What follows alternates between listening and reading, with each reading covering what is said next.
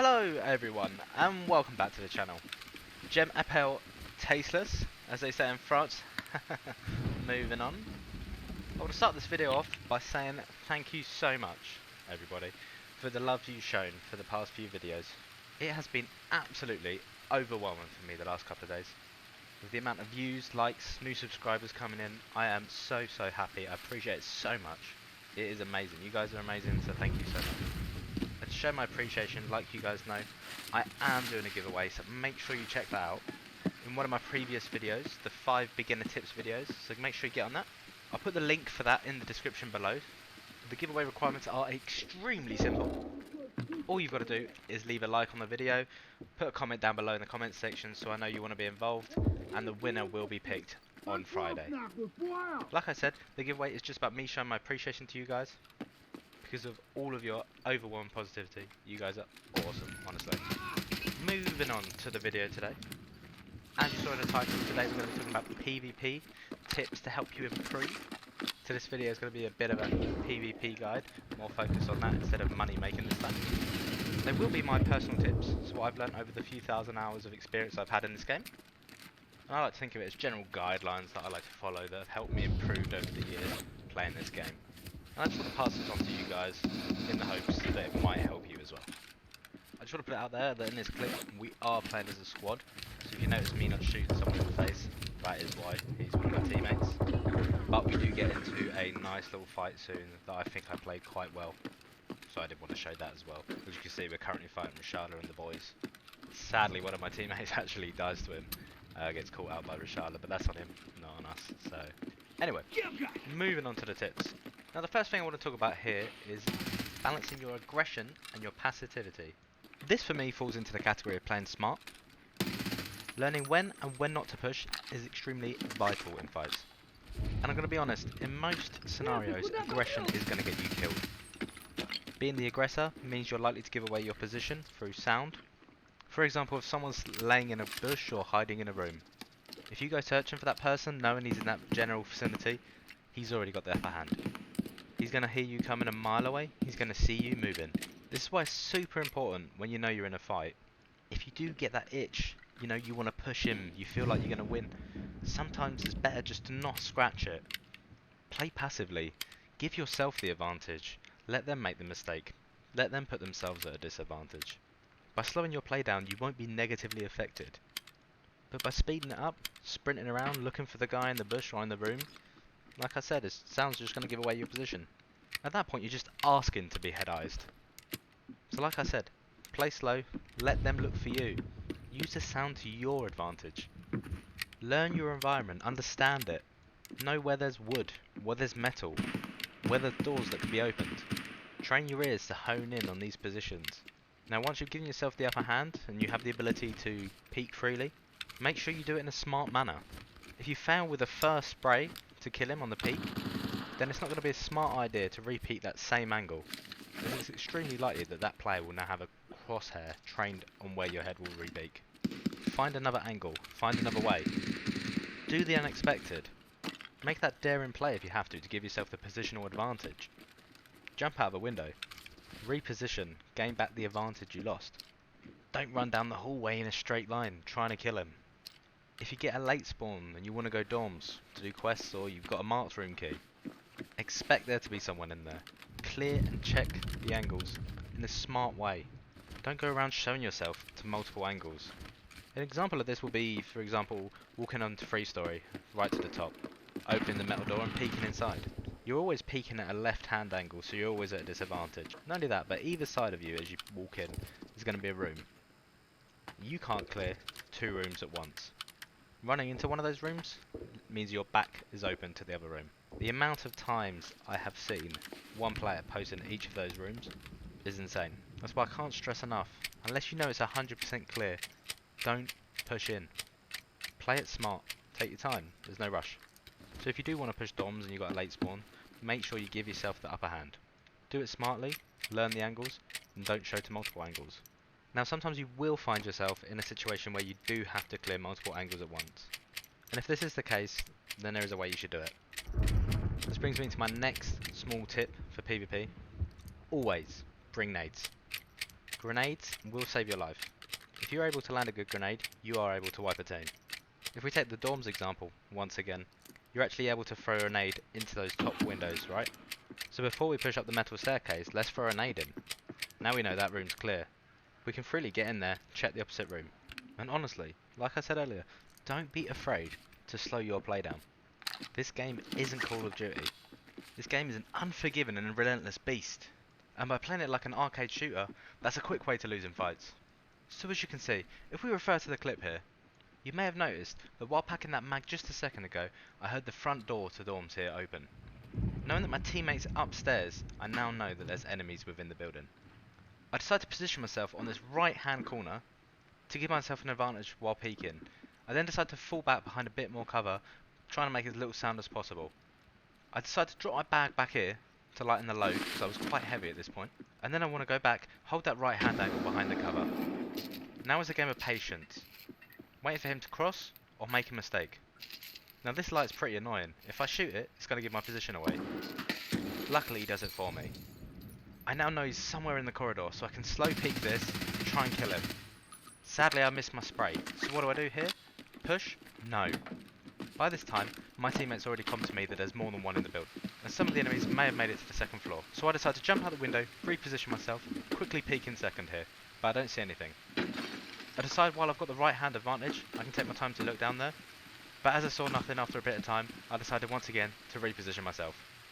I heard glass break before, so I assumed that maybe someone jumped in the back window, so I run back over here to see if there's anyone trying to peek me.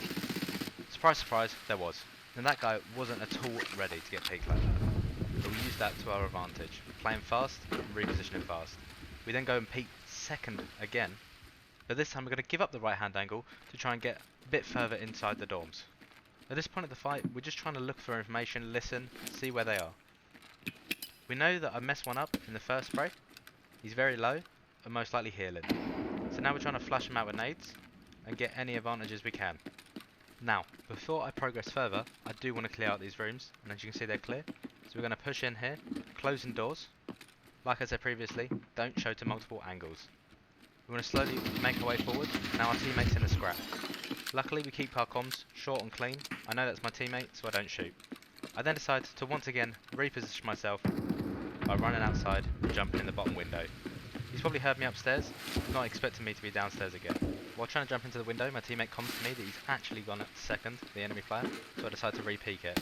Right hand angle, advantage, bang, dead.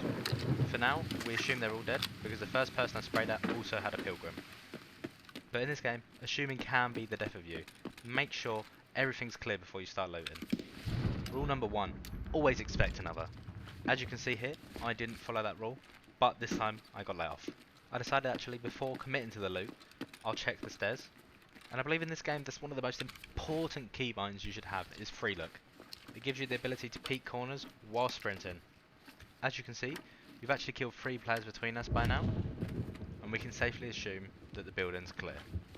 Now it's time to loot, and that was pretty much the end of that fight.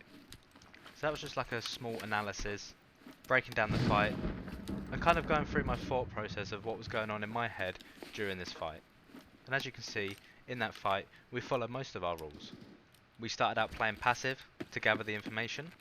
We used the right hand corner to peek to our advantage. We played it smart, we were unpredictable, we repositioned and didn't re-peek the same angle.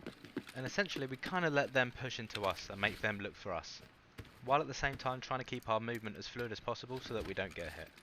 Also at the start of this raid I realised I forgot to bring nades, and I feel like they would have been really useful during this fight. But we managed to pull it off anyway. So the rest of this video is really just us looting up and ready to get out because we've got relatively full bags after killing a team of players and Rishala. Even if they weren't the best of gear, gear's gear, and we don't want to risk anything anymore. We've made a lot of noise over at dorms, and there's probably a lot of people on their way over it. So I'm going to go back to the tips part of the video, and the next tip I want to talk about, and I think this is really, really important for new players, or most players in a whole to be honest. People need to understand that it is okay to die in this game. It is inevitable. No kit will last you for the rest of the wipe. Every gun, armour, helmet, whatever, you're going to lose it all, eventually. So don't be afraid to bring that armour in and lose it. For example, in your stash you've got sitting a Meta M4, you've got a Slick, and you've got an Altin. Now that's not doing anything in the stash. That's not making you money. If anything, it's losing you money. I briefly covered this topic in the previous 5-tip beginner video. But what I feel players need to remember is by bringing in that high tier gear, that's going to increase your survivability rate. And if you lose it, hey, who cares? But the chances are, these armors are going to save your life, these helmets are going to save your life more often than not. It's going to increase your survival rate, which is going to increase your efficiency and stash worth. Get out of your own head, get out of that gear fear mentality. Use the good gun with the good bullets, with the good armor, with the good helmet. Make that combination work. Give yourself the advantage, like we were talking about earlier. We want to create that advantage. And by doing this, using these higher tier armors and helmets and stuff like that, you're going to be creating the advantage before the raid's even started. By using that gear, you're automatically putting yourself ahead of the other PMCs in the raid. That increases your chances of winning the firefight. And if you put all these things together, playing slow, passive, smart, and then you're also running some of the best gear in the game, well then you're going to be a force to be reckoned with. And I get it, it's a really crappy feeling when you lose your kit and it's worth $1 million plus. But like I said, when it's sitting in your stash, it's also bringing you nothing to the table. But bringing that stuff into raid, the potential it creates for you to make massive profits. And at the end of the day, that is why you're there. That is why you're playing Tarkov. That's why you're killing other PMCs. You're fighting for loot, right? So give yourself that advantage. Give yourself that edge by bringing in the better gear. And if you lose it, don't go on tilt and sulk about it. Just get on with it. Go into a scav, go into your next PMC raid, whatever. Like I said, it is inevitable that you will lose that gear eventually. But try and get the maximum out of it before you lose it. And another tip, one of the final tips of the video, is pick and choose your fights wisely.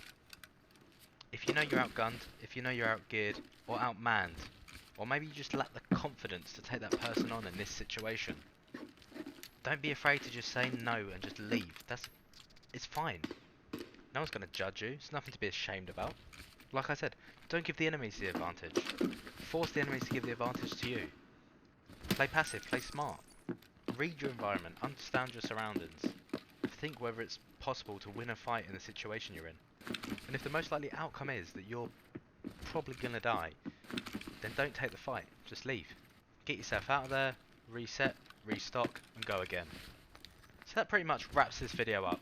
And I hope these few tips can help you just like they helped me. Once again, I want to thank you guys. I appreciate it so much for all the positivity, you know, the likes, comments, the views, everything. It makes my day, honestly. Every day I wake up, I'm so happy to see you guys are enjoying my content. My only goal with this channel is to get my own experience out there and help you guys any way I can. And I'm so thankful for how the channel's going so far. It's been absolutely amazing.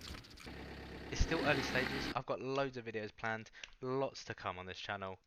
I'm really excited to how the future looks. You know, with every video I'm improving with my content creating abilities. All of this stuff's new to me, so I just really hope you guys are enjoying it. I hope I'm helping you guys, honestly. Once again guys, I just want to get out there. Check out the Steam gift card giveaway. It's funded by me. Honestly, all you've got to do is like, throw a comment in there so I know you want to be involved for your chance to win a free €40 Steam gift card. Link in the description. And if you enjoyed this video, make sure you guys leave a like, comment in the comments section. If you've got any questions or any tips on how I can improve personally or anything, any ideas for the channel, that would be greatly appreciated. Make sure, if you're interested in keeping up to date with future content, to subscribe. Also keep up to date with the giveaways, because that's not going to be the only giveaway we're doing. We're going to be doing more giveaways, so you'll be first to know about that. So yeah, with that, hope you guys have a nice day. Thanks so much for all your support. Please subscribe if you're interested. And yeah, peace out.